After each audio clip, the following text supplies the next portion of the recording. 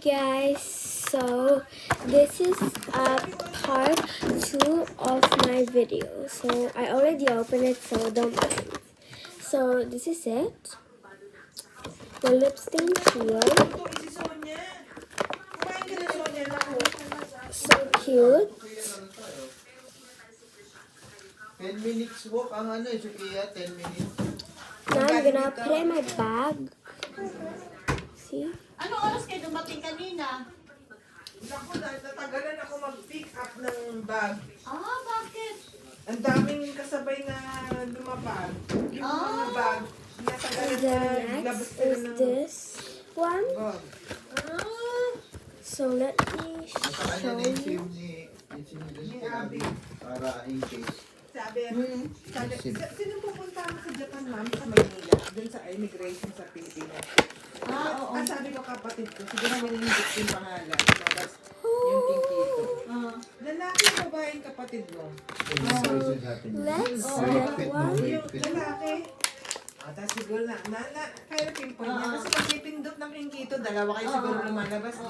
Hindi ko sinabi na ikaw o siya yung kapatid ko. Sabi ko lang, kapatid din, pupuntahan ko. Kasi alam na kagad nila, isang buwan. Alam ko naman turista ko, Oh, isang buwan. this Alam niya may is so tutulong yan. big. Like, look at that. Ang tanong eh, ma'am, sino ang nasa Japan? Kapatid ko. So hindi siya nagkasang turista ka, walang gano'n. Pag gano'n ang passport mo, gumanon na siya. Oo, gumanon na. Ma'am, sino ang nasa Japan? Oh. So, nag-assume na siya na may kamag-anak. Oh. Pero, Kapatid ko po, ilang term ko kapatid. Ayan.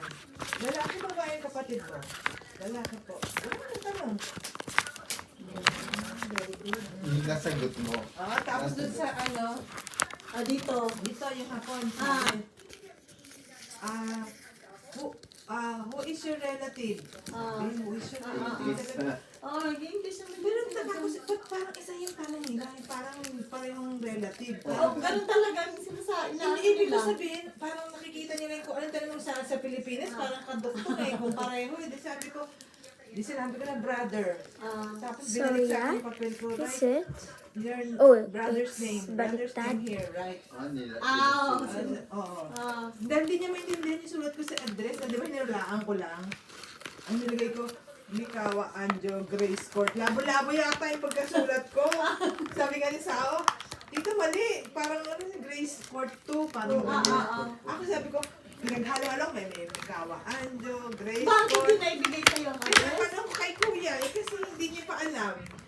So, Yeah, si Kechi, dapat ma-inform. Siguro binabasa nung sabi ko, ano ba ito labo-labo? Tinanong na niya yung pangalan kasi kung hanapin niya to, alam niya na, pag matuntun niya si Kuya. so guys, I'll do a part 3 to maybe tomorrow when I'm done with school, cause I might kind of go home late. So, Brother, yeah. name brother here.